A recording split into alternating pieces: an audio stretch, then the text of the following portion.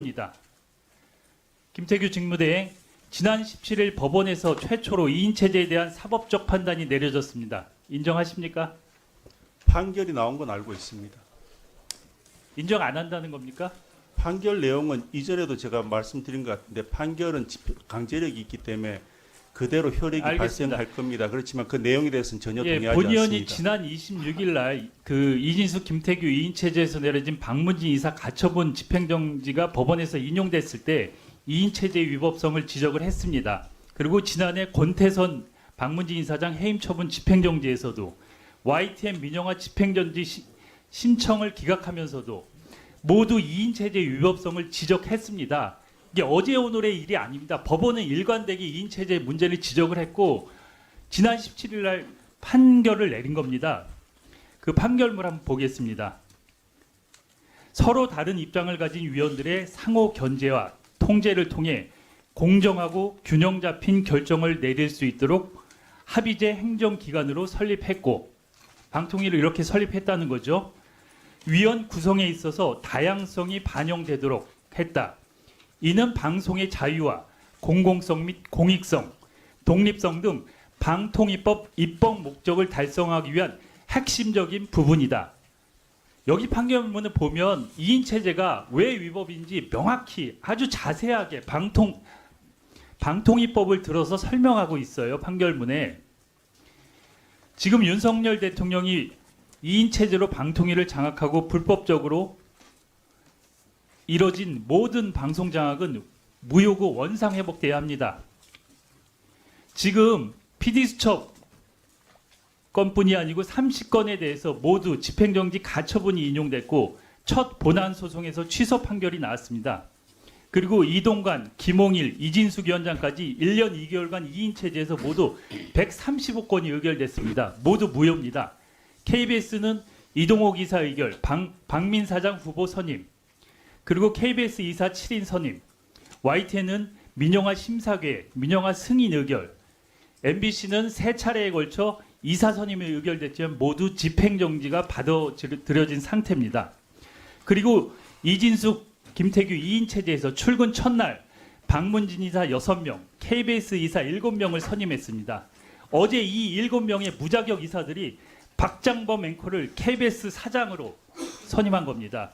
당연히 이 같은 2인 체제 의결은 위법이고 무효입니다. 당장 원상 회복시켜야 합니다. 김태규 대행, 원상 회복 준비하고 있습니까?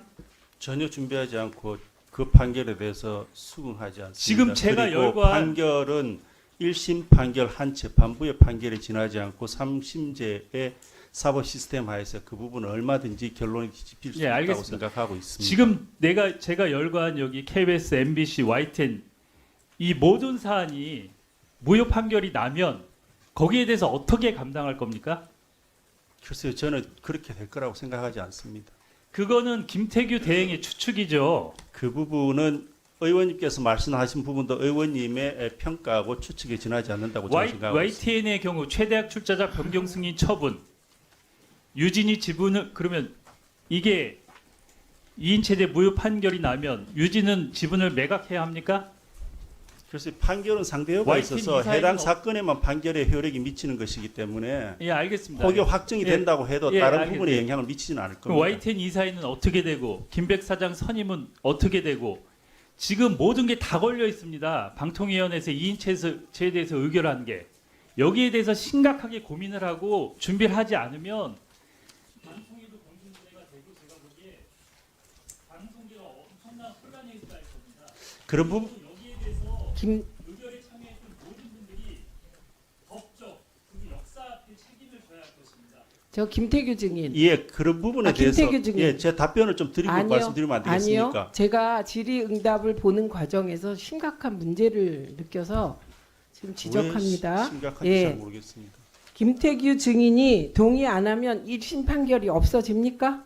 아니 있죠. 있죠? 예. 그래서 신분이 지금 공무원이죠? 공직자죠? 예, 정무직 공무원. 예. 국민의힘 당원이세요? 제가 공직자이기도 아니 그냥 하지만 말하세요. 해당 국민의힘 당원입니까? 아닙니다. 아니죠? 예, 공무원은 정치적 중립 의무가 있습니다. 위반했다고 그래서- 생각하지 않습니다. 아니요. 지금 제가 1차 경고 드립니다. 저는 해당 사건의 당사자 경고 적 드립니다. 성격도 있습니다. 그렇기 때문에 그 1차 부분에 대해서 경고 제가 드립니다. 평가를 드리는 것도 예, 합당하다고 1차 경고 생각합니다. 드립니다. 지금 그 태도 자체가 문제인데 그건 차치하고요. 대한민국은 3심제입니다. 그래서 1심 판결에 불복하면 2심으로 가는 겁니다. 예, 이거 대한민국 국민 다 알아요. 예. 그런데 지금 자칫 말을 잘못하면 재판 불복으로 비춰질 수 있기 때문에 조심하십시오. 재판의 재판의 사법부 불복은 이미 시스템- 했습니다. 저희들이 잠깐만요. 상소를 함으로써. 사법부 시스템 자체 불복은 예, 이거는 선을 넘으면 안 되는 거예요. 1심 판결에 동의 안 하는 거예요. 그냥. 그래서 2심 가는 겁니다. 그런데 1심 판결이 동의를 안 하는 거지 그것이 잘못됐다까지 나가면 안 된다는 경고를 드립니다. 아니 잘못된 부분은 잘못됐다고 얘기를 해야죠. 아닙니다. 해당 아닙니다. 저희 그 가치 방통위가 판단은 피고인데 2심 재판부가 합니다. 방통위가 그 입장을 밝히지 않고 법원의 결정, 법원의 판단만이 가만히 무조건 계세요. 정의다라고 얘기하면 신급제도가 무슨 의미가 있겠습니까? 아닙니다. 지금 아니요, 저는 그렇게 생각하지 않습니다. 아니 본인 그렇게 생각하시지 않아도 기준을 말씀드립니다. 1심 판결의 내용에 방통위가 불복할 수 있어요. 예, 예, 그런데 그 1심 판결 자체를 잘못됐다거나 그게 있어서는 안 되는 판결이라거나 이런 것까지 나가면 안 된다는 말씀을 드리는 차이가 거예요. 뭐죠? 저는 이해를 못하겠습니다. 그러니까 이해하세요. 예. 아니 이해를 못하는 거하고 관두는 거하고 또 무슨 상관이 있죠, 그게?